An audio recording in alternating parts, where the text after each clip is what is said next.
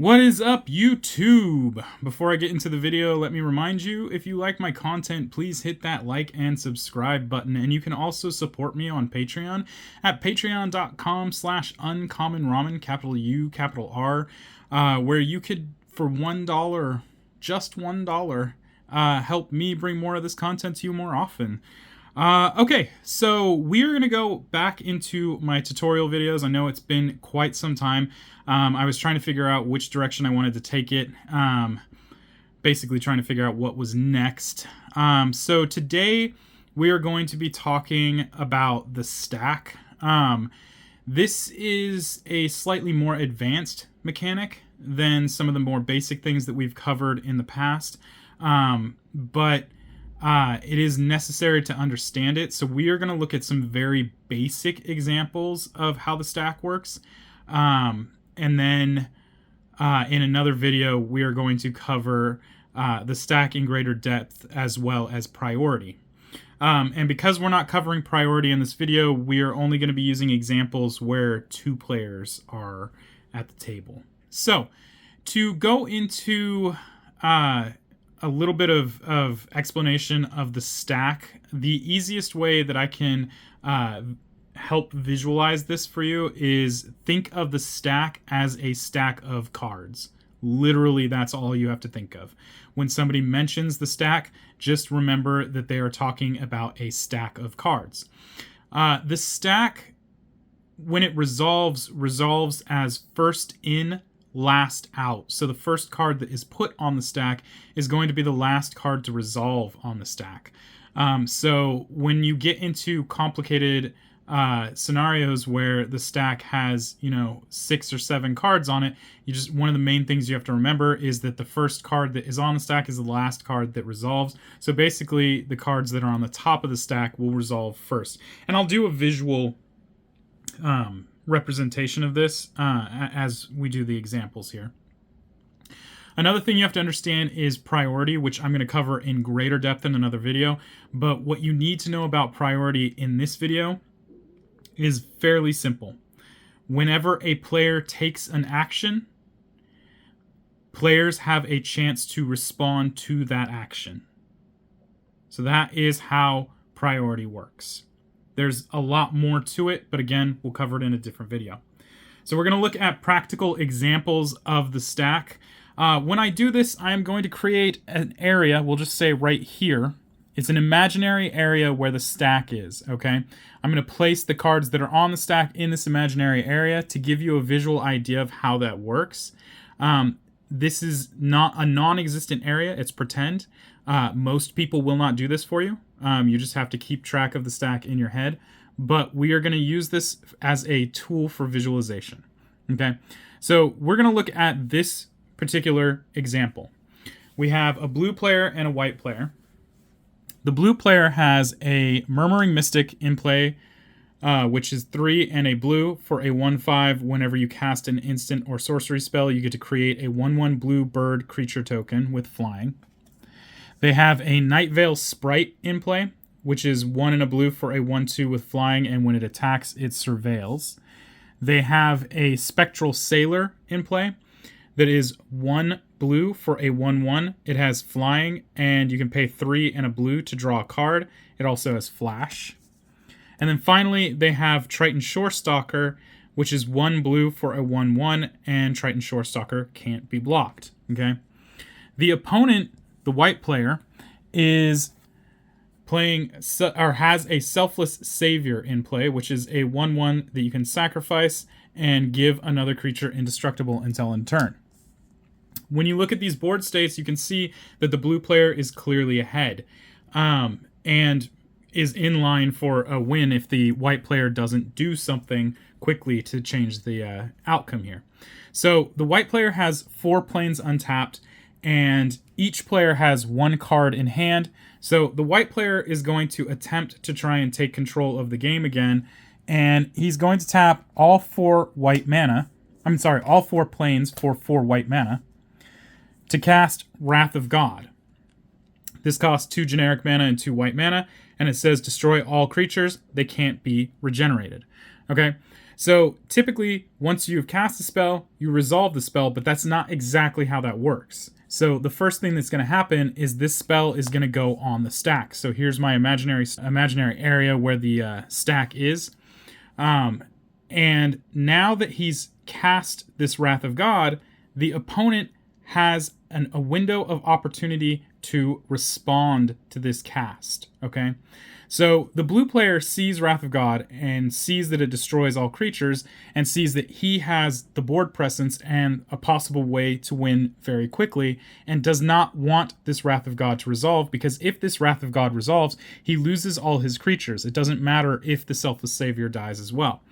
So the blue player has 2 blue mana open, so because he has an opportunity to respond to this Wrath of God, he's going to tap his 2 islands to create 2 blue mana, and he's going to cast Negate.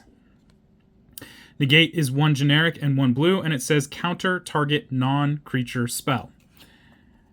Wrath of God is a non-creature spell. It does not have a power and toughness. So this cast is going to go on the stack on top of that. So remember that the stack is first in, last out. The first card in the stack was Wrath of God, so that will be the last card on the stack to resolve. The card on top of it is Negate. That is the one that just recently entered the stack. But like I said, every time a player makes a game action, it gives players a chance to respond to that game action. So the Negate was played. Now the player who's playing white has an opportunity to respond to the Negate being played. However, the player playing white does not have any lands untapped to create mana and does not have any cards in hand. So therefore, he no longer has, or he has no responses. He is going to pass priority. So the blue player is now at this point going to pass priority, and we're going to resolve the stack. So this stack is only 2 cards deep.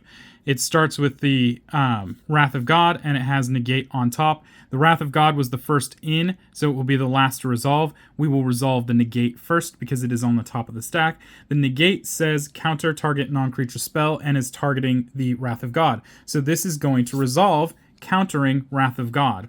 When this happens, the Wrath of God is going to be removed from the stack and placed in the discard pile because it is no longer going to take effect, and the Negate will also be put into the discard pile. And because the Wrath of God didn't happen, none of these creatures get destroyed. So that is a very basic example of how the stack works. I'm going to show you another example momentarily. Okay, so in this example, we have a green player and a black player. The only creature on the table is a Keeper of Fables, which is 3 generic and 2 green for a 4/5. Whenever 1 or more non-human creatures you control deal combat damage to a player, you get to draw a card. Okay, the green player only has 1 forest untapped. The black player only has 2 swamps untapped. So the green player is deciding to go to combat and chooses the Keeper of Fables as the attacker. At this point, they open up a window of opportunity when they say they're going to move to combat for the black player to respond. So the black player decides to tap 2 swamps to create 2 black mana to cast Go for the Throat. This is 1 generic and 1 black, destroy target non-artifact creature, targeting the Keeper of Fables. So we're going to place this again in the imaginary stack zone. So this is where the stack is going to begin with the Go for the Throat on the bottom of the stack. The next thing that's going to happen is because the Keeper of Fables is being targeted, the green player has an opportunity to respond because a game action happened. So the green player is going to pay 1 green, or is going to tap a forest to create 1 green mana and cast Tamiyo's Safekeeping. Tamiyo's Safekeeping is 1 green, and it says target permanent you control gains hexproof and indestructible until end of turn, and you gain 2 life. Now again, this is going to go into the stack on the very top, and Again, because a game action was played, priority is going to swing back to the black player to decide whether they have a response. In this case, they do not. So both players are going to pass priority, and the stack is going to resolve. And again, it resolves first in, last out. So Tamiyo's safekeeping will be the first thing to resolve, targeting the Keeper of Fables, giving it indestructible and hexproof. And then finally, Go for the Throat will resolve. Sorry, Tamiyo's safekeeping will go in the discard pile. Go for the Throat will resolve, and because it no longer has a valid target, because the target that it was originally targeting is now indestructible, this spell will simply fizzle. Now, if there was another creature on the battlefield on the opponent's side, on the green player's side, this spell would still fizzle, because once a target has been chosen, that is the only target it can target. And if that target is no longer valid, you cannot reselect targets for cards. So despite the fact that the target is no longer valid, you cannot reselect a target for this card. It simply fizzles. So this card will go to the discard pile with no effect, and the Keeper of Fables will be alive. So that is one example. I will show you yet another one. Okay, this is going to be the final example of how the stack works, or at least this in a simple version of how the stack works. Like I said, I will cover a more complicated version of stack rules as well as priority in a future video. So today, or right now, what we're looking at is a green player who has an Elvish Mystic in play. It's 1 green. You can tap this to add 1 green to your mana pool. We have a red player who has no creatures in play. The red player has 2 mountains untapped. The green player has 3 forests untapped. Okay. Really quickly, something I do want to cover is that unless the ability on a creature says otherwise, all abilities can be used at instant speed. Okay, that means you can use them at any point in time. There are permanents that you will come across that say you can only activate this ability at the same time you could activate a sorcery.